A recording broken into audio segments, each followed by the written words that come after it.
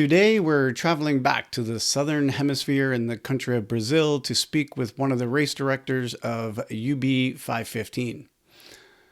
We have had this guest on before to talk about their race, and I'm very pleased to have him returning today to give us a race preview for 2026, happening in just a couple of days. This episode is coming out a few days early to give people a chance to familiarize themselves with the athletes prior to the race. Joining me from the race city of Ubatuba. Welcome back to the podcast, my friend from Brazil, Alex Luna. Welcome back. Hey Larry, Hi, Alex. Great to have you back. Nice to see you. And my pleasure.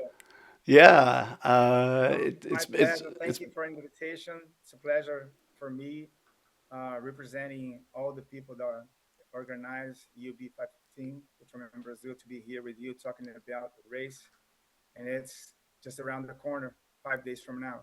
yeah. Just before we were recording, you were showing me some of the stuff you're getting ready in your race briefing room and all that stuff. It looks like Yeah, you're ready to go. yeah. There are a lot of things to do in these 5 days race prior to the race. We have race directors, organizers coming all over from Brazil. I came from Rio de Janeiro. I think I mentioned you that it's actually I live in Rio de Janeiro, but the race, it happens in Ubatuba, as you mentioned. It's a 6 hour drive from Rio de Janeiro, and just like me, I came from Rio de Janeiro, and there's people coming from São Paulo, people coming from the northeastern country, a lot of places from Brazil. uh, People are coming down to Batuba to organize and participate in the race. Yeah. And this is your 13th race you're running this year, is that correct? Exactly. Yeah. Yeah. Right. The lucky 13. Yes. We hope so. And you start off with an opening ceremony on April the 9th, and race first day of racing is going to be April the 10th. Exactly. Yeah. And the last time you were here, it was for your 10th anniversary. So it's been a couple of years since we Wow. spoke about your Yeah. race. That long. Yeah. Yeah. Yeah. So that was back in season 4, episode 6, for people that want to go back Mhm. and pick up the stuff that we discussed in that one. And then we don't have to discuss all the same things again this time. They can go Sure. back and do their homework and hear about your course and the things that we Yeah. talked about at that time and a little bit more about you. Today, I want to highlight the athletes that you have coming and hear a little bit about your race. Right. So, can you go back and give us like kind of the quick version? I think we talked about this last time, but how did the race get started in Brazil, and who was the originator, or who were the originators of the idea to have a UB 515? Sure. Um, the idea of putting up a race in Brazil came obviously by the experience of running Ultraman Hawaii.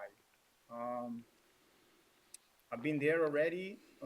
Obviously, Alexandre Ribeiro, uh, which it couldn't be no different here in Brazil. We consider the greatest of all time, Ultraman, men's, obviously, men's version. And Paulo Calil, another Brazil, and Corey Folk. Yeah. So Alexandre, Corey Folk, and Paulo Calil, a dear friend of mine who's been in Hawaii for 3 times, they thought about putting up the race here in Brazil. And but as the idea was mentioned, people got back to their lives, and it just didn't happen. Hmm. But they kept talking among themselves about the race, and then Paulo invited me to join and in the organization, and I wanted to say no to him, but I didn't have I couldn't say no to him. You know, Yeah. Actually, Larry, I think I mentioned this before. I didn't want it, but Larry's I mean, Paul is a very dear friend Yeah. of mine. He helped me so many times previously in my life, and I just couldn't say no to him. I said, "Oh my gosh, I'm gonna put this thing up," and then I started to be closer to Corey Folk and Right. Alexandre. You know? And then one day, 2 or 3 years after the first idea of putting up a race, I was in a meeting with Corey, and he Hmm. said, "Look, man, we have to put this thing up. I'm getting old, and I want to race in Brazil. And my professional background, Larry, is as a I always worked in projects. Hmm. So I have a very linear way of thinking about things. Activities, previous activities. All the stuff that has been put together. And I was mentioning that kind of things, those stuffs to Corey Yeah. in the same meeting regarding all the difficulties that I was having. And he just said, "You're never going to do the race if you think that way. You're never going to let the race happen if you think that way." And I think I've mentioned this before to you. And then he said this phrase that I recall just like it was yesterday. Just let the event happen. So then I ripped my projects books, theoretical, and I just put then we put a date to happen, and then it just happened, and Yeah. that was 2014, and literally it was just like that. Yeah. Larry. Obviously, uh, this is our 13th year, and we worked very hard, to organize better race to give the athletes the best experience they have and they can have. And we got to know people through these years, that got very, very involved in the event. And I think I mentioned that before. Sorry again for to saying that, but this event happens because of uh, mainly 15 people, that comes all over from Brazil to Hmm. organize the event and give their best the event to happen. And and we still uh, so far we still hear that call from Ubatuba to come here and organize the event. And every year that we finish the race, Larry, and we have birthdays every year. We get older every year. And then when we do a debriefing meeting, and we look at each other's we really do look at each other and say, we're going to do this again next year. And then we recall the faces of the athletes when they Right. cross the finish line of the third day. And it's absolutely transforming. And you just don't get tired of it. Hmm. It's not a same movie that we saw in 13. I mean, in 25, it's not the same thing that we saw in 24 and in 23. Every year is different, Yeah. So that really energizes us. So Hmm. that's so far what keeps us going Hmm. through the event. Yeah. And and going backwards, Alex, Corey, Paulo, they're still very, very close to the race. Yeah. So Yeah. And here we are and for and th- those 2026. are those are some real legends too in the Oh yeah. Ultraman world. Like Corey's Oh done yeah. over 30 races, over Yeah. 35, I think. Alex has Yeah. won Yeah. Hawaii 6 times, 7 times, something like. 6 times. Yeah. Yeah. He's been there 9 times and he's won 6 times. Yeah. Yeah, they're truly legends. Yeah. And the other legend that you have, that's part of your race, of course, is Eternal Number One. Oh yes, definitely. Sergio Cordero. Yeah, and he's here with us again. Oh, He will that's be race excellent. director again. Yeah. We call him a little kid, the 72-year little kid. Uh-huh. We love him, Sergio Cordero, Yeah. and he he still keeps on racing. Multiple Ironman distance races. Yeah, You I know, I saw last year. Last year he did the yeah, DECA, the continuous yeah, DECA, as the oldest yeah, person to complete that at 71 yeah, last year. That is yeah, amazing. yeah. He's a wonderful person. He's a true legend. I mean, it's a privilege, an honor, for me and other people to be very close to these legends. Corey, Sergio, and Alexandre, Yeah, and to see them obviously as the great athletes they are, but to get them to know them as people as well. of course. You Yeah. know, and that's so wonderful. And and all the interaction that we have with them and them with us. Truly friends, and we talk about, we drink beers together, we hear the stories, and that's the legacy of the sport, man. Yeah. That's about it. And what does it do for your athletes that come in? Like you've got your Ironman athletes and your ultra marathoners that are coming in and doing UB515, like doing Ultraman for the first time. To have these legends there present while they're racing and helping them out and taking care of them, like it must bring such a vibe to your race. Just how's that Yeah. go for these people? Are they in shock and awe because they know who these people are? Oh yes, definitely they do. They do, and they're very pleased to see Sergio Cordero. You know, they're very pleased to see Alex when Alex comes, and Corey. You know, Yeah. and we had the opportunity also for 2 years to receive here by an initiative by Corey.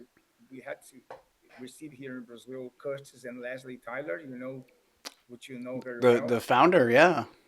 Yeah, and the people when they met them, it was like, and it was really like for us to meet an icon. So when they get to know these people, delivering their kits or meeting them during the courses, it's great. And here in Brazil, we also have the we have I, I'm saying that with really humility, but we have our icons here in Brazil, like Eric Duarte and Fabiano Perez. That I'm looking here at Yeah. our website, and these guys that Fabiano, for example, he'll be racing this year. He has won, and he will be helping us to deliver the kits, to the athlete kits. Yeah. And that's when people see Fabiano and then delivering the kids and hugging them and explaining them, Yeah. they really feel, I believe they will really feel very happy, and they go like, "We are Fabiano. You be in the race, yeah, Yeah. and you're giving me my kit, yeah, yeah." Yeah. It's cool. It's great. Yeah, the familia Yeah, effect. Yeah. How would yeah. you say that what you're doing in Brazil is unique? Like there's the Ohana, the vibe of racing a 515 race, but what do you think makes Brazil's race unique when it comes to that vibe and what you guys present? Uh, that's a very important question. I think that what keep us going so far and is that we truly believe, really, really believe in the Aloha and the Ohana and the Kokua. Hmm. And we really try very hard, you know, not in an acting way, but in a way of being really, really to as organizers to put to act like according to those values, those principles. When we talk to the athletes during the selection process and in each interaction that we have with them, obviously during the event. Thursday now is a very, very special day, which is the opening ceremony. Hmm. And we see not only in the first timers, but also in the veterans, we see their insecurities. They're very anxious. So we hug them, we say welcome, we tell them that everything will be fine if we follow the rules. Obviously, principally the safety rules. Yeah. The rules that the the controllable variables. That we control. Yeah. If we act according, then it will be a very safe race and a very lots of fun. But I think it's the Aloha, the Ohana, and Kukua. Hmm. We just don't put it in our website. We truly believe in that, and we really act with the athletes according to that. You know, Yeah. but the it for us from the organization, Larry, it's just on the Thursday and during those contact with the athletes, our interactions, it's just a sparkle. The fire lights up if the athlete receives, if they accept that Right. as true. You know? So I think that I don't think it makes us unique. You know, I rather say that it will make us really loyal to the principles of Aloha, Ohana, and Kukua. Hmm. That Curtis and the other founders of Foreign Hawaii, um, founded that event on, Hmm. and we incorporated that here in Brazil, and we use that with as their legacy, but with our own personality. You Hmm. know, um, I think it's that, you know, to treat people according to the law, who very warmly, you know. Yeah. Yeah. And I think all Brazilians do that. Oh yeah, I did yeah, get a chance yeah. to travel to Brazil during the Olympics when it was down there, and everybody was so Uh-huh. lovely down there. Oh yeah, yes. We have a lot of problems here in Brazil, but we are very wonderful people, and we like to greet people. You know, Hmm. that's we see interactions and connections as a very very important part of our lives. That doesn't make us better or worse, just makes what we are. You know, we think that connection, the human connections, are very very important, and that really comes to match perfectly with Ultraman, because you know the Yeah. founders of this event, you know why they really wanted the connections, you know, to be created, Hmm. and those connections to be uh, bigger and more perennial than the event itself. So Yes. Yeah. that's one thing that we really mentioned. The legacy of this event for the athletes is to get to go through the process of training for Ultraman, uh, to have deeper insights, you know, to get to know each other. Yourself more deeply, you know, Yeah. and through that become a better person, you know, for all the areas that you're having in life, in your personal life, your husband, as a father, or professional, and the event really, and I think that's the second thing that makes us maybe uh, I don't know unique, but makes us what Hmm. we are, is that we don't think that this event is the most important thing of an Ultraman. I mean, obviously it's important, but the process is more important than that. Yeah. And what we want is that this event, like 2026, you know, to be registered in the histories, but the legacy of the event be much more bigger than the event itself. Right. Yeah. Yeah. The connections, all the values of Aloha, you know, and it's a cliche, but the triathlon, the event, not an end in itself, like we always say, but a way to bigger thing, bigger and more important things, like I mentioned before. Hmm. Yeah. And I think that's a testament to the number of people that come back to your race year after year. Oh yeah, yeah, definitely, Larry, and uh, and we have these people come back not only as an athletes, but you see all the race directors.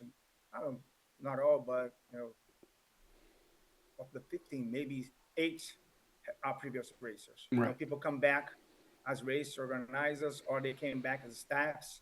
You know, or they come back just to watch. Yeah. You know, we have a lot of people that have been in the race previously uh, as athletes or staffs, and they come back each year to be with us. Yeah. It's a thing that we really stimulate to happen. You know, Larry, Yeah. and it really does happen, and it's a wonderful thing also. Yeah. Yeah, no, that's it's great that you have that legacy for sure. Let's move on and talk a little bit about your course. You did Sure. move the race to this location. We talked Mhm. about the course previously, so people can go back and listen to that other episode. But just Mhm. the quick rundown of the course. Tell us about some of the beautiful parts of it and the design, where it goes each Sure. day, and yeah, just give us the quick rundown for it. Okay. So mainly the all the courses are located. Our base is here in Ubatuba, São Paulo, and we have a swim that is happens in a beach called Periquiaçu, which is the name of a fish in Brazil, Okay. Indian name. And it's we have a five 2K loops, and it's very secure. It's a bay, summer circle bay, very protected. We don't have great waves. Now we have a small swell. Last year, it was the worst swim, 2025, the worst swim we ever had, you know, because there was a full moon, Oh. and, you know, the waves, yeah, it was a full moon. So the swells were really strong, but it's a very scenic, beautiful place to swim. and obviously you have to swim the course a few times, and you see the mountains one side and the green sea on the other side. So it's we always simulate the athletes while if they can, if they want to have a go stop while they're hydrating or having their nutritions to look around and get those on the energy of the place. So it's a five loop uh, swim course as I mentioned. Then after that, in the first day, obviously, there is the 120, 145K of bike, which is from Ubatuba to Paraty, which is a colonial city, very, very beautiful also. And they go from Ubatuba to Paraty and then go back to Ubatuba. Second day is the 276 bike leg, which starts here in Ubatuba, goes through Paraty. It goes in the direction of a city called Angra dos Reis, and then you go out of the main road, climb up a mountain, 11K up to on a mountain to a city called Rio Claro, and then they go back all the way down to Paraty. And the races on second day is the only day that it doesn't finishing in Ubatuba. It finishes in Paraty, Hmm. and and everyone after the day two is finished will go back here to Batuba, which is a 71K kilometers ride. And then we have on day three the 84.4 double marathon, ultra marathon, that starts here in Periquiaçu, where the beach, the swim is happens, and then we go to the road, the main road, and then we go to what we call here in Brazil the Vicinal Road, which is made of gravel. It's a 25K stretch, and they go back to Periquiaçu, and they pass through the very close to the finish line, but they're still on 60K, and they have to run more 24, and that goes really the shore here of Batu and the beaches, very very scenic, very beautiful. Then they go 12K, they go back 12K, and then they finish at Periquiaçu.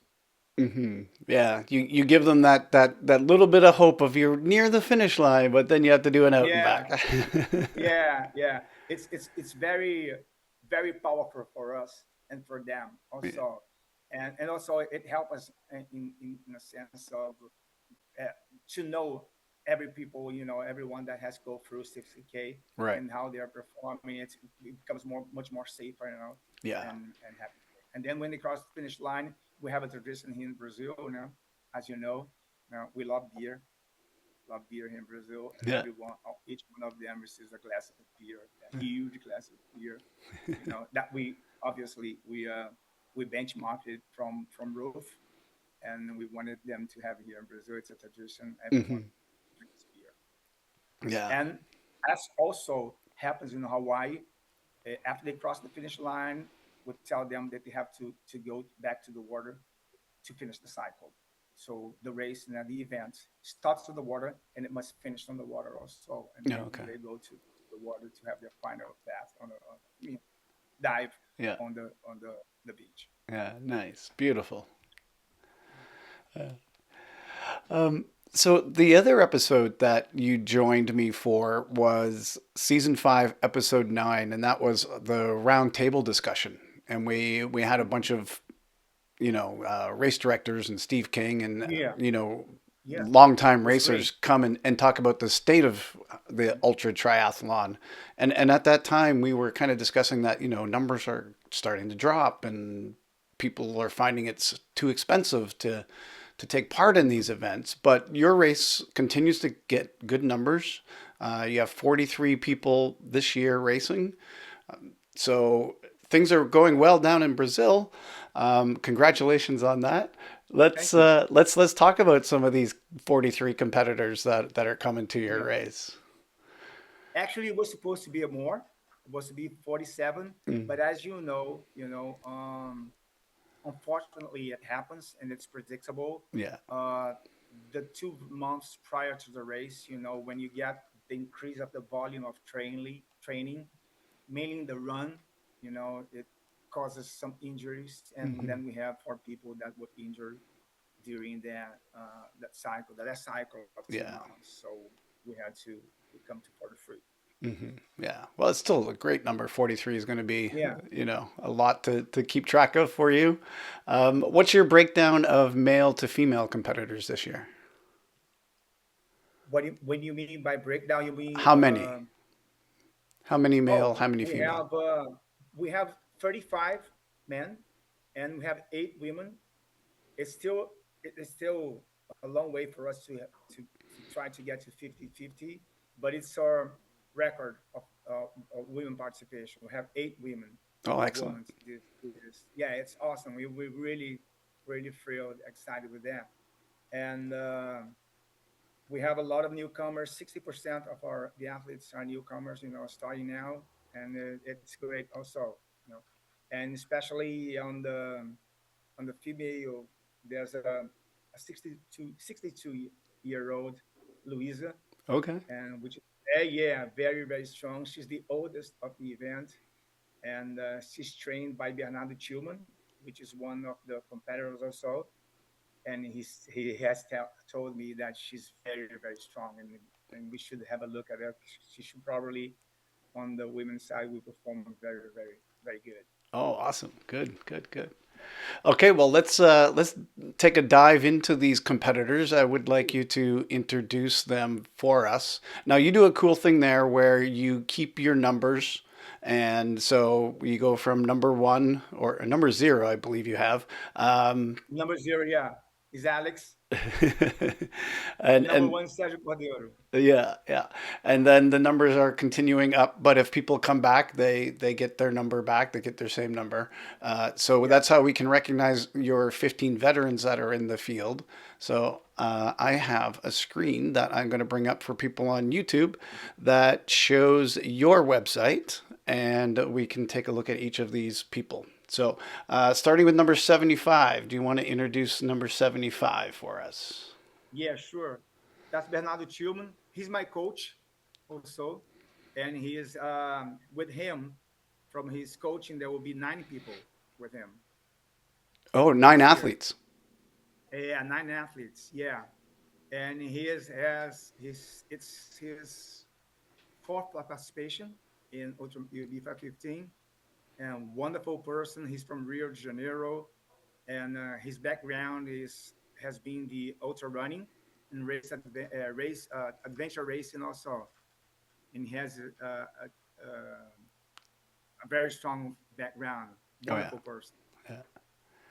So Thank you. with that background, do you Sorry. think that he would be one of the contenders to try and take it this year, or is he just there to compete and have fun and support his athletes? Bernardo would be one of the top contenders if he had more time to train. Okay. Definitely, but he has I don't know how to say this in English, assessoria. Uh, he coaches a lot. Yeah. He has more than 300 athletes coaching, so that consumes a lot of time. But definitely, he will be would be one of the top contenders. But I believe he will be on the top 5 finishes, male finishes. Okay. Definitely, he will be. All right. Well, I think by looking at the resume of the next athlete, number 78, this is probably another staple of your scene down there. He's got to be someone that you're looking at closely as well. Oh, definitely. Eric has won before. He should have won 2 times, but he didn't win the first time, and we joke with him, and he recognized that because he didn't on the ultra marathon. He didn't how we say that he didn't uh, he gave all he had on the first marathon. Yeah. You know, he did it with the heart. He didn't do it with his brains. If he raced it with his brains, Yeah. he would have won the race. Okay. He had a 40-minute lead. All he Yeah. had to do is to administrate that lead, during the race. Yeah. But obviously, he bunked right out on 50K. But he's a very strong contender this year. I think he has some injury issues. They're not really relevant, but he mentioned to me some injury issues. But his biking is very very strong. So I think that he will be one of the first top contenders. Let's see how he finishes the bike leg, and see if he's older now and how he's going to manage the ultra marathon.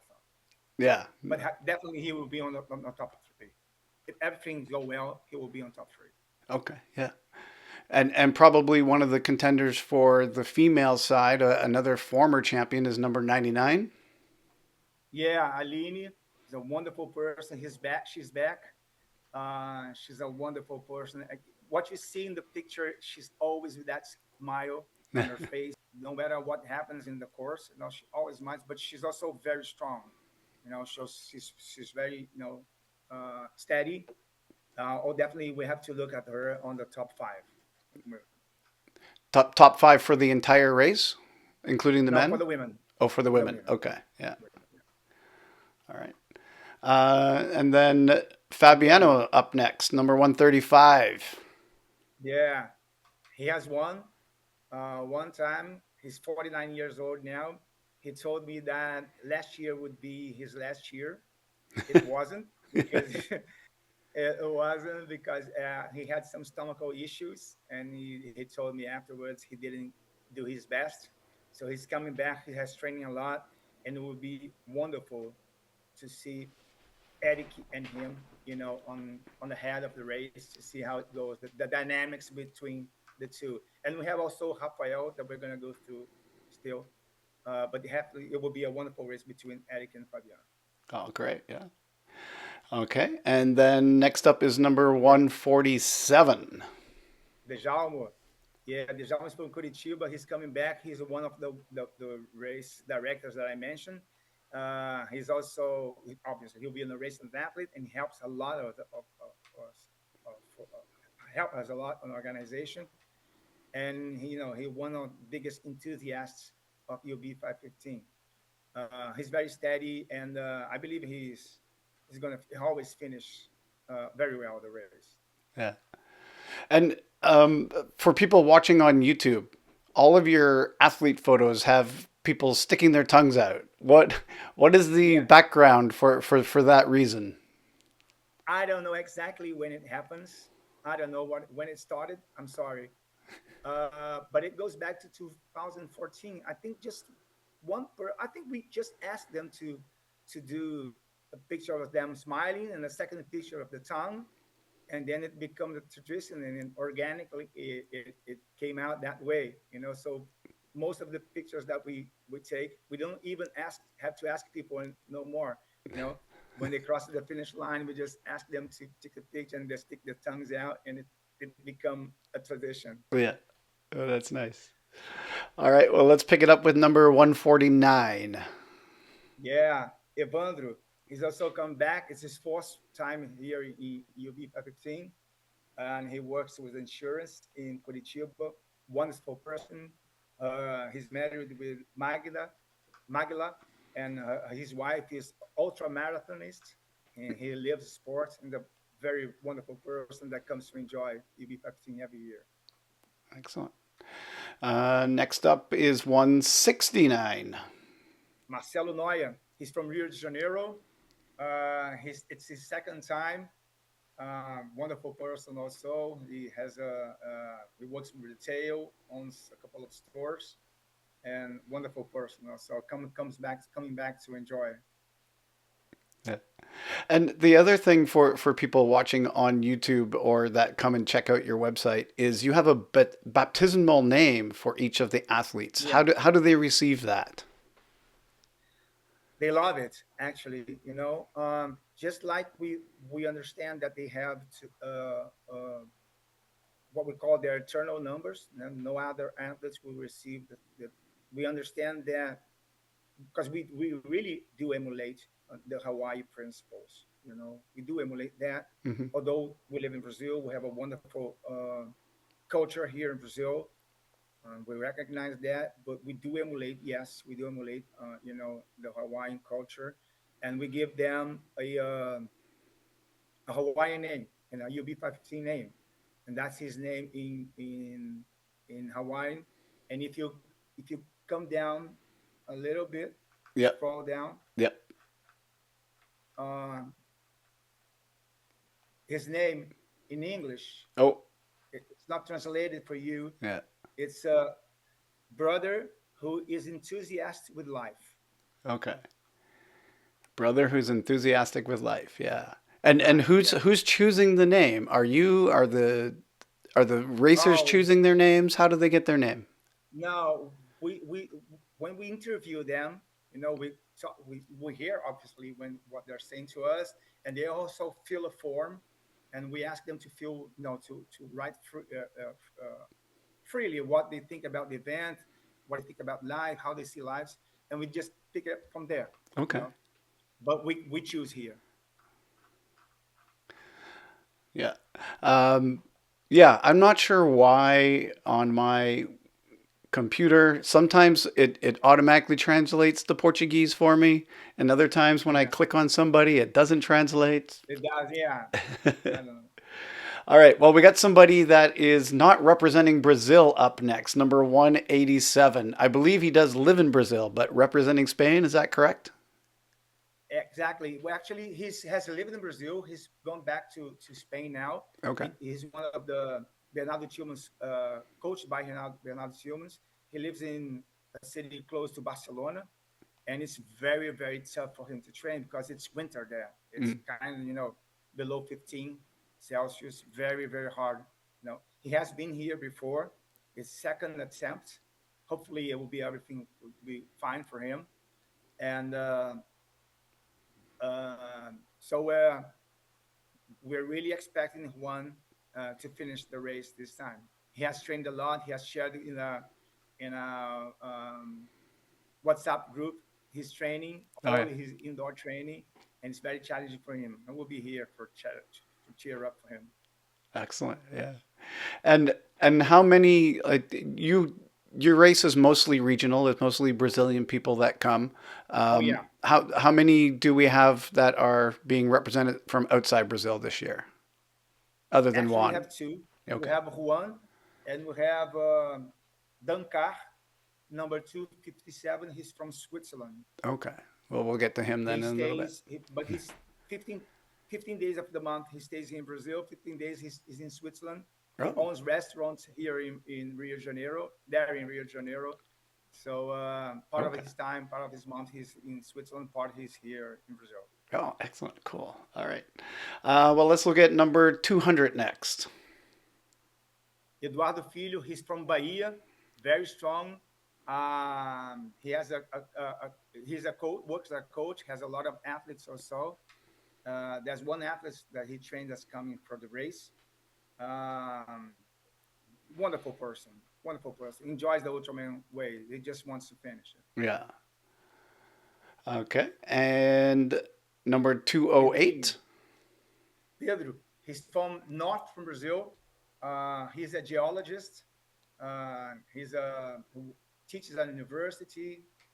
Has a doctorate, postdoctorate, and knows everything about geology. And it's his third Ultraman. It's great. He has 4 kids, and he brings down everyone.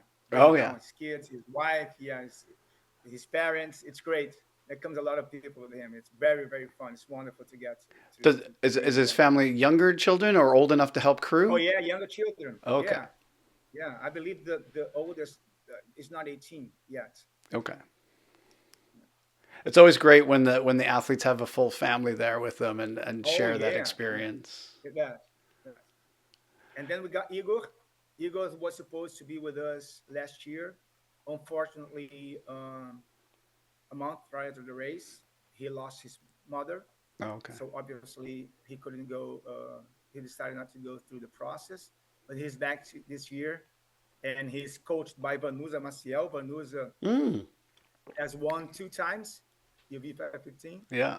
and it's great for us, to have him back. Yeah. So he's coming to finish the race. Oh, excellent. Okay. And then number 225. Luciano, he's from Salvador, Bahia, northeastern from Brazil. He's a doctor. He's coming back, very, very strong, very, very strong. I think that Luciano will be ali, probably on the top 10. Okay. Yeah. Top 10. And then we have number 233. Oh, Rianzinho, great guy. He's from the financial market here in Brazil, but now he's became a TikToker, a Okay. yeah, on Instagram. He has more than 1 million followers, What? and Let me click on this. yeah, check it out. It's not a link. The What? link is not working. Oh yeah, but let me. But if you, I'll check him out later. yeah, check out them, and he has a history background that is wonderful. He has I don't know if I'm saying that correctly in English, obesity. He was very obese, you know. He lost a lot of weight Okay. during the process of Ironman, Ultraman, and he likes to share that with people. He likes to be an inspiration for people, Excellent. who looks for more quality of life, Yeah. a healthy life through sports. Wonderful person. All right. And number 236. Half Aragon. I think this one is the one that I mentioned before when we were talking about Fabiano Neric. I think we have these three guys that will be competing on the head of the race, which will be Rafael, Fabiano, and Eric. Okay. Rafa, last year he finished on the second day as first place. He has a very strong bike also, but he didn't perform. He got sick during the ultra marathon, and he's very focused. And like Eric and Fabiano, he's coming to win, Yeah. to try the win. So again, it will be very excited to see the dynamics of the race. The head of the race, Yeah. watching these three guys. All right. Number 241. Rubens Gonçalo, he's coached by Bernardo Tillman. So he's a chef. Huh. He works in a hotel. Yeah, he was a chef. Last time that I talked to him, he told me, "Look, I can't talk to you right now because I'm cooking for the president." Oh, I said, "Oh, the Autumn Hotel's president." No, no, no, the Brazilian president. Here, he's out there. I'm cooking for him. I'll talk to you later. A wonderful guy. He brings his family, his two kids, his wife, and he just couple of months ago, he ran a ultra marathon, wonderful ultra marathon here in Brazil called BR 145. That's 145 miles, Okay. and very very strong race. Mm. And I saw another race listed by a number of your athletes. It was called the Fodox Man. The Fodex man, Fodex yeah, Man. What sure, is that race? yeah, wonderful race, yeah. The Fodex man is a iron distance race that happens in a state called Santa Catarina, and it's the biggest challenge is the climb, the 180 kilometer climb. It's called, I forgot the name of the mountain, but it's very, very hard. People don't use time trial bikes. Usually they use, normal bikes, as we can say. Yeah. It's very hard, very, very hard.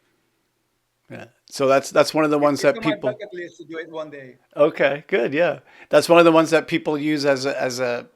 I if I can do this, I'm getting ready for Yeah, Ultraman. yes, yes, yeah. Usually Fodex is used as a proxy to Ultraman. Yeah. Okay. Well, if I'm correct, that is all the people that had returning numbers, and we're going to be stepping into the new racers now. Is that right? Exactly, All right. exactly. So number 244.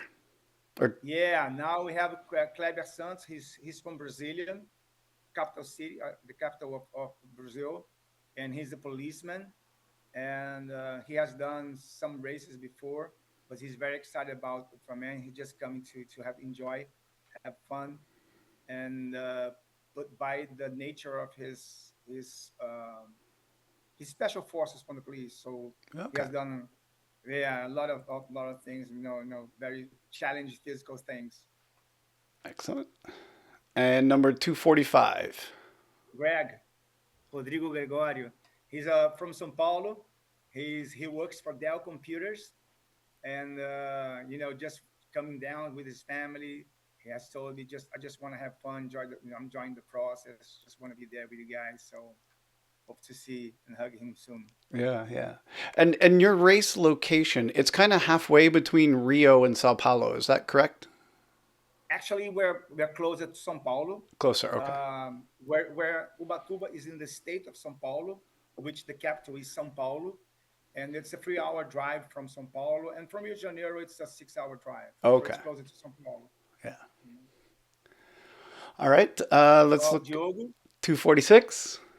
yeah, Brun, he has come in this event before. He was captain of an athlete called André, No. a dear friend of ours. He's a artist director. Andrea is the person that rebranded the UB515 logo and all our communication. Mm. And Diogo was his captain, as I mentioned. He was his captain. Now Andrea is coming back as captain of Diogo. Ah, perfect. Yeah, yeah, it's great. And do you find that you get most of your athletes come as crew members first to check it out? Not necessarily. We got a few athletes that come from new from as previously staffs, Yeah. uh, but not necessarily the most of them. Okay. Yeah. Well, let's take a look at athlete number 248. Ana Flávia, she's from Rio de Janeiro, trained by uh, Bernardo Tillman. She's coming from. She just finished. I mean, she finished last year Ironman Hawaii. Very strong contender. Okay. Very strong contender. And then we have somebody holding, it looks like the Olympic torch, number Yeah, 249. yeah, it is Luisa. She's a little girl, as I mentioned before. She's our 62-year-old. She's from Rio de Janeiro. Luisa has a wonderful story. She is an Olympic athlete, baseball. I mean, volleyball. I'm sorry, Okay. volleyball in the 80s. So she know what is how to act like a very strong athlete, Olympic athlete, to give her all her best. And definitely, Bernardo told me that she's putting that all that experience into in the training for Ultraman. And I think that Louise is a very strong contender for the win with the women's in Oh, the women's field. excellent. Oh, looks like I've moved up the page there a little bit. And number 250. Yeah, Marceli, she's from Rio de Janeiro also. She's also a coach, but she decided to be coached by Bernardo. And Okay. yeah, yeah. And she told me that she's just a wonderful person. She's enjoying very very much the process. She just wants to come to the race and be in the race and be part of it. Enjoy the process. And like Aline, you see the smile on her face. She's always like that. Yeah. Okay. And number 251. We got a serious photo here. Yeah, very serious photo. Diego, very nice guy. He's the youngest of the field. I think that Diego is 23 years old, and Diego has only done one triathlon before, Okay. and he's coached by Bernardo Tillman. Uh, and Diego wrote us a letter, and I'll share it with you afterwards. Okay. You know, very long letter uh, telling us why he wanted to do Ultraman. Um, Told us all the training that he has done, and trying to argue with us. I mean, convince us Yeah. that we should give him a shot in Ultraman. Oh, yeah. Even though he So had the smaller resume. He's got the Yeah, yeah, backing. and we are always very concerned about that, Yeah. Larry. Very, because obviously the guys and the women who have been through a Ironman process, you know, they we expect them to to get go through easier way through the Ultraman process, which is bigger. And Diego hasn't been through an Ironman before. Right. But we talked to Bernardo, and Bernardo told me that what he mentioned in the letter is just like he was. He is really. So we talked to him. We interviewed him, talked to Bernardo, and and we decided to let him in uh, the race. And Bernardo has told me, and I talked to Diego. You see him strong. He's really really thin now, and he has go through the entire process of training with Bernardo with no injuries. So we're looking forward to see him cross the finish line. Yeah, Let's see. yeah. And do you have any hard and fast rules about who can apply, like what the resume has to be? Is this just an exception in this case because you trust the coach, or generally do you have like you have to finish an Ironman in under 13 and a half hours? You have to have a, an ultra Mhm. run. Like what are your rules around that? Yeah. Well, we've benchmarked that also from Hawaii, and it's not a how do you say it's something that we use as a reference Right. because I as I mentioned before, um, we look to see people going through a Ultraman process that has been through a Ironman process before. You know, usually people that come through Ultraman, as you know, Yeah. is people who with you know 3, 4, 5, 6, 8 Ironman races. That want to experience something different. Yeah. Usually, that's the paradigm of Ultraman. What we have noticed here in Brazil, Larry, um, and I don't know. That is something that when you do a next episode of your podcast, and we talk again with the other race directors, if what we're observing here in Brazil is the same thing that's happening on their countries, but we are observing that there are people with less Ironmans with a cycle, let's say that slower, smaller Yeah. in Ironman, trying attempting to go to Ultraman, and we stimulate those people to see, look, you have 2 Ironmans, you have 3 Ironmans. Don't you think that you should stay more, go through some Ironmans before uh, coming to Ultraman, you know? But answering your question directly, it's not a rule in itself. Right. It's a benchmark that we use, a reference that we use, but we have some exceptions. Diogo is one of those exceptions. Hmm. At the finish of the day, what we do is treat each person individually. So we have to talk with the people. We have to see their motivations. We have Hmm. to see their backgrounds. We have to see who they're coached by. Why do you want to do this race? Is it for vanity? Is it for personal challenge? Is that what it is? Hmm. And we do obviously when we approach people to talk with them about that, we have a lot of humility, we have all the respect, but at the end of the day, we understand that we have to do that as race organizers. We have the responsibility to put in these races people, that we see that are going to go through the process, and won't suffer. And again, we don't decide for people, but we have the prerogative, as race organizers to see in the best way we can. Now, what I'm motivating those people, those persons to go to participate on the race. Yeah. So it's not a rule, but it's a benchmark we use as a reference. Yeah, a 14-hour Ironman finished previous week. Yeah. Fair enough. All right, let's go back into the athletes here. Number Julius, 252. yeah, Julius he lives in Northeast also. He's a police officer also, and when he sent us his picture to put on the website. We just put his picture and we cut off that lady, which is on his right side. And he said, "Look, can I ask you one thing?" "Yeah, sure. What do you want?" "Can you put my the picture with me and my mom?" And I said, "Sure, why not? We can put it." And then he told us a story because when he was born, doctors told his mother that he wouldn't survive a week. Oh, And he has a yeah, he had a lot of health issues, and but he obviously he survived. He had some problems, health issues during his when he was young, and as a baby, and as he was young, 8, 9, 10 years. And his mother was always by his side, always inspiring him, putting him to do sports, to swim, to do martial arts. And his mother, he said, "Look, Mama, that will be with me in Ultraman. oh, great. I want her in the picture." And obviously, he said yes. And that's a wonderful story that he has. He always mentions his mother, and I'm really looking forward to meet her Yeah. on Thursday.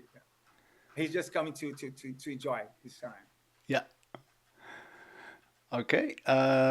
Number 253. Kill, Kildare, yeah, Kildare has been here previously before as staff captain of Alex Pinheiro, which will be who will be race director with us, and he's coming, to enjoy his time here in Ultraman. But he has been a staff before. All right. Let me take that one down. And 254, another one of the females. Juliana, yeah. Juliana is psychologist. She's a sports psychologist. She's from Rio de Janeiro, trained by Bernardo Tillman. She has done, I think, a couple of Ironmans, but she prefers ultra trail running, Okay. and very strong ultra trail runner. And I think that we can expect uh, a regular swim, regular bike, but on the run, if she puts up the right mix, she can become a top contender, maybe top three of the women. Okay. So looking for her on the run day. Yeah, that's Fabi. She's from Rio de 255. Janeiro. Yeah, Fabi Silva, wonderful person. I today I talked to her, and she's from Rio de Janeiro, works in a TV network, and she's very excited, very very anxious. It's absolutely normal. We try to calm her down. She's dealing with some injury. Uh, she had an injury during the training, and she had to train mainly on flat courses. But we have a very hilly course, Right. so it would be very challenging for her. You know, but I told her let the pain comes when it had to come. So let's go. Enjoy that pain. Yeah, yeah, exactly. All right. Oh, Tatiana, she's a 256. doctor. She lives in Garopaba, wonderful surf city in the south part of Brazil. And as you can see, she has been a couple of times in Hawaii. Mm-hmm. Uh, as I told you, she's a doctor, and Tati may surprise us. She has told me that she's coming to have a good time, but let's see how her mix works out in during the race. Oh, yeah. She might just get a little Yeah, too competitive and start going for it, huh? yeah, Yeah. yeah, I think she's actually podiumed for her age group as well, right? At the Ironman distance. yeah, yeah, yeah. Yeah. She's very strong. Yeah. Yeah. All right. 257. We got the international here. Yeah, Duncar from Switzerland, as I mentioned before. He's also trained by Bernardo Tillman. And Duncar, as I mentioned before, he's from Switzerland, but he lives 15 days each month here in Brazil, 15 days in Switzerland. And he told me it's crazy to train because sometimes it's very hot in Brazil, sometimes very cold in Switzerland. But he told me that his training is all green. I mean, I think that Bernardo told him to do, he has done. He's really thin, as you can see. He's like that, and let's see how it comes out. Hmm. Well, if he's doing training in Switzerland as well, I'm assuming he's going to be ready for your hilly course. Yeah, yeah, definitely, yes, Strong probably, strong biker, I'm guessing, as a yeah, European racer. yeah. Okay. And then number 258. Rodrigo, Rodrigo, we got a lot of police officers in this race this year. He's also from Brasilia. He is a police officer. He has had done Ironman a few times. Like Fabi, very, very excited,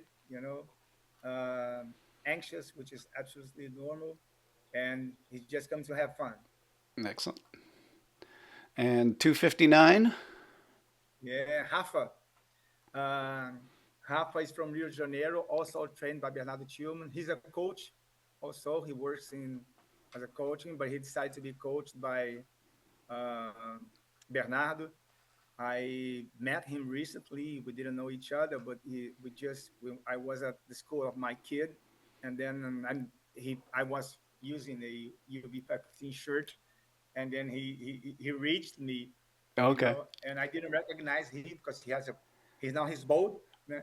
He shaves his head, and I Oh. didn't recognize him. I said Rafa, and then I met him, and he was telling me about the process. He was going through the training, and he said one thing that was wonderful. He told me, "Look, I think that the race will be wonderful, but if I couldn't race right now, I will be very happy through all that I've been through up to now." So that's very powerful. Yeah, That's very yeah, powerful. yeah. He gets it. Yeah. All right. Number 260. Julio. Julio is from São Paulo. He's a business owner also, and has gone through some Ironmans. The profile is very similar to other athletes. Has gone through some Ironmans, and he told us he wanted to experience something different. You know, Yeah. has done a lot of Ironman Brazil, Florianopolis, which is a wonderful race. But he said, look, I want to try something different. I have some friends have done Ultraman that have been in Ultraman Brazil, Yeah. and I'm just repeating what he said. Yeah. Okay, everything's all of them says that it's a good race. Very exciting race. People are warm for, so I want to give it a try. Excellent. Mhm. 261. Caleb, his kid was born 3 days ago, Oh, and congratulations. yeah, yeah, was born 3 kids ago. His first kid, and Caleb's a wonderful person. He's a coach. He's from São Paulo, and I asked him how he was doing previously to his kid was born, how he was dealing with the pregnancy of his wife, Yeah. and his answer was wonderful. Look, I train while she's sleeping, and every time she's awake, I'm asking her, "Do you need something? Do you want something? Can I help you with something?" You know. But he has a very strong Ironman background. He's a very good finisher at Ironman Brazil. So he said that he done to me that he's done 70% of his training. I think it's fair. It would be fair enough for him to finish, which is his main goal. Right. Okay. 262. Yeah, Mauro. Mauro is from Bahia also. Same profile. I think Mauro has 7 Ironmans, a lot of ultra distance races in ultra trail. He's coached by Eduardo, number 200, that you mentioned before. So Eduardo told him about about the race, Yeah. and he's giving a try. Wonderful person, bringing down all his family. Oh, good. Good. 263. Flavio, he's a fireman. All right. We got policemen and firemen.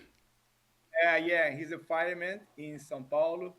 He's uh, he has 3 kids coming down também, very very strong as you can see, you know, and he's a wonderful person, very very funny. Everything that he says makes us laugh, and he was one of the best interviews that we had. It was very funny. Oh, good. When you do those interviews, is it like a panel of you on a Zoom meeting together with the athlete, or do different race directors, you call all of your staff race directors, do you each Uh, take on a number of athletes and farm that out to different people? yeah, very good question. I participate in all the interviews, me, Andres, which is my brother, and we always ask different race directors to participate if they can. Yeah. Sometimes they can't because we do those interviews during the weekdays, at night Hmm. after work, Yeah. because we all work. Wait, you have a day And job? This doesn't pay your life off? I do have a day job. I have a paycheck. I have a boss, Yeah. and we usually do that. But me and Anders, we always participate in all the interviews, and it's really important to go through these interviews. Really, really important. Mhm. I think I've mentioned that before to you, because we have to see I forgot the expression in English, the proposito. We tell the athletes why we organize these events, and the biggest question, the most important question, we make to the athletes is, why do you want to participate in this event? And sometimes the answers, it converges. Other times it diverges. Right. So it converges, it's good. If it diverges, it happens. Sometimes the athlete itself during the interview said, "Look, I appreciate what you guys are telling me, but I prefer not to go, to go on. It's okay for us." Yeah. But again, we make the connections, so Yeah. it's good. It's Yeah. good. Excellent. All right. Number 264. Gabriel Braz, he's from São Paulo. Again, same profile. Just want to finish the race. Very, very, also very. I think that Gabriel was the longest interview we ever made. It was almost 2 hours. Oh, wow. He was describing his background. He was telling about his family. He was so excited about doing the Ultraman, and people that he's talked about previously before, and have talked about him about the event. And just want to come down and have a good time. Excellent. 265. Oh, Fernando is from northeast Brazil, Tocantins, very, very northeast Brazil. He's a businessman. He has a solar panel factory, which is a cutting edge solar panel Okay. factory here in Brazil. And he had a car accident 2 months ago Oh, no. while he was racing, right, training. I'm sorry, and he didn't break anything, fortunately. But he had, I think it's harsh. How do you say in English? Harsh. Road When you, rash? yeah, when you fall Yeah, down in the road road and you rash. get Yeah, yeah, yeah, yeah. road rash. Exactly. Yeah. You're right. All road rash. But fortunately, he lost his bike. Had to buy another one. But he's coming down. We asked him, "Do you really want to do this?" Yes, I want to do. I have all the flight tickets with my 3 kids. I'll be there. Right then. Uh, speaking of bikes, what are your rules on bikes? Do you let the athletes swap bikes for different parts of the course, or do they have to stay on We their do. one bike? No, no, we do. We Yeah. do. We do let athletes swap their bikes if they want to. There is no particular part of the course that they can do that. They can do that anytime they want. Hmm. But on day two, before the mountains, we have a checkpoint. So everyone has to stop there, everyone, Yeah. because the athletes is not allowed to be supported by its teams during the 11K stretch, Okay. because it's just one lane going up and just one lane going down. Yeah. So they have to receive their food and the hydration, to go by themselves. Yeah. And if they want to change the bike from time trial to a road racing bike, they can do that. But they can change swap their bike Yeah. anytime they want. Okay. Yeah. Do you find that a lot of athletes do swap bikes to get up the mountain? No, No. no, no. Most of them continue on their time. Most of them do the race on their time trials bike, and most of them continues on the go up the mountains on their time trials. I would say that last year we had 41 athletes, four changed, swapped Okay. the bikes. Yeah. 10%. All right. Athlete number 267. Victor, he's always with that wonderful smile. He is a business owner in São Paulo City. He claims that, and I'll have to go there to check it out. That he owns a restaurant, a pizza restaurant, and he said me, "You have to come down because I have my pizzas is the top three pizzas in São Paulo." Yeah. Um, wonderful person, very, very excited about the race. And Victor, yeah, Victor, I'm gonna meet you in person. That's that's interesting that he says top three. Most people, when they want to brag, they say they're the number one. Yeah, yeah. Because São Paulo is we have a wonderful restaurant, pizza restaurant, and I think the top three is very, very good. Okay, athlete 269. João Paulo, another policeman. He's a sergeant for the military policeman here in Brazil, in Mato Grosso, and he's coming down with his father. His father will be his chief of staff, and his wife and his three kids, and just enjoying the process and going and just looking to be in the race. Yeah. You're going to have a special award just for the The service police members, the officer. police and the Yeah, firemen. yeah, that's a lot. Yeah. What do you do for your awards? Do you have special awards that you give out, like the Ohana Kokua Award type of thing? Do you carry that tradition on, or do you have your own Brazilian version of it? Yeah, we give an award for each athlete, a plate, Yeah. you know. But we do have an award that we give. We observe during the event, how the dynamics, of the staffs, if they help each other, and we always observe one team, that is kind of an outlier, Right. and then we give that team an award. Okay. You know, Yeah. we do have that. Yeah. Excellent.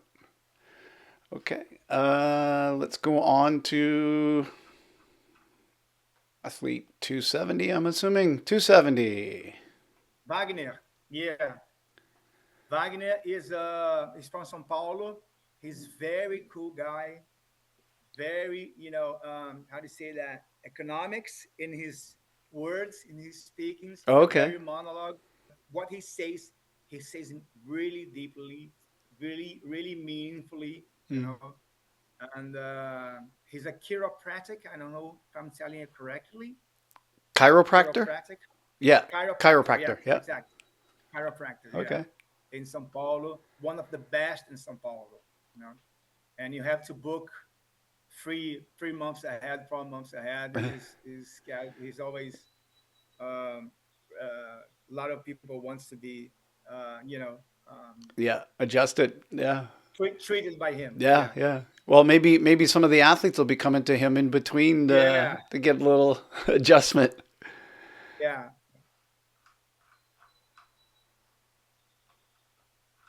All right. Athlete 271. Renan, he's from Garopaba also. He's from that's a city on the south. He's a surfer. Very strong surfer. All right. He's a real estate entrepreneur there. Okay. His background is from surfing, but he has done a couple of Ironmans.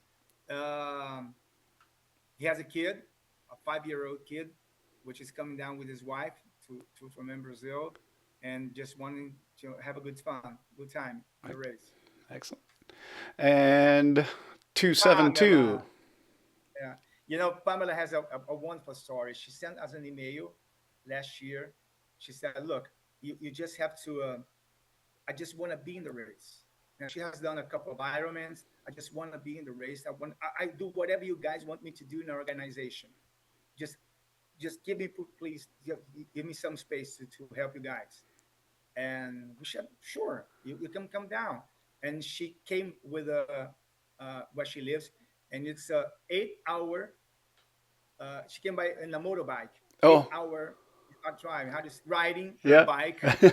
Yeah, her motorbike, 8 hour from where she lives, Yeah. and she helped us a lot last year in organization, and this year she comes on that as well. Excellent. And 273. Rogério is just like the typical profile, wonderful guy. He's an entrepreneur in São Paulo.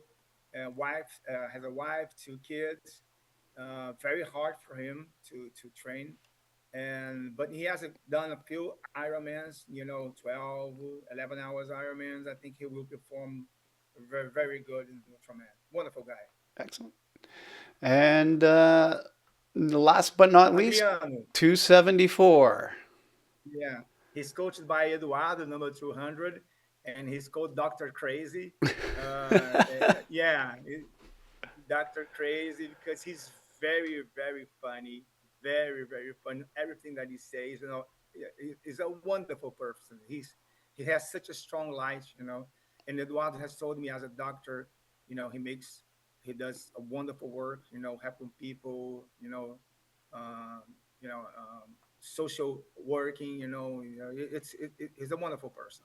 Excellent. That's amazing. Just having coming down to have some fun. Yeah, great. Well, Alex, we've just looked at 43 different athletes. They come with 43 different stories and 43 different crews, 43 different paths to get to that starting line and Yeah. reasons to do so. You've done an excellent job of sharing, some real insights to each of the people.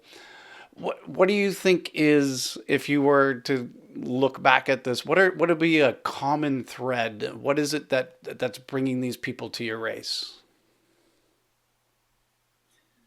I think is that we have a responsibility in what we say that the process will make them if they let not the race, not the event, the process will make them can make them better people, better persons. Yeah. I think that that is the common thread, the common sense of those peoples. Yeah. Um, when they hear that from other people who has been in the race uh, as athletes or staffs, because for the staffs these events also leaves can give them a legacy. Yeah. But I think it's that they have to be they if they let um, they permit, they can be, better persons after this event. The event will pass. Right. We want the event will pass, but the legacy will make them better fathers, mothers, workers. I mean, brothers. Hmm. All to the related areas of their lives. Well, again, thank you for taking the time to share all these My athlete pleasure, Larry. stories. How can people keep track of what's going on in Brazil coming up this weekend? What are we? Oh, Where do we find the information? oh, in Brazil, UB515 is from in Brazil Instagram. Instagram. We have Sandro Tanaka, our race director, which covers, it all and will be there movies, I mean, films and videos and pictures and through UB515 Instagram. Excellent. Well, we'll be sure to be following that and seeing how this all unfolds for your crew and making sure that all these new racers are going to have that experience that they're Yeah. looking for. So, congratulations to you and your crew for putting this together for another year, and we look forward to watching the race. Thank you, Larry. Thank you, everyone. Thank you for the opportunity. Greetings from Brazil. All right. Obrigado. Obrigado. Aloha. Mahalo.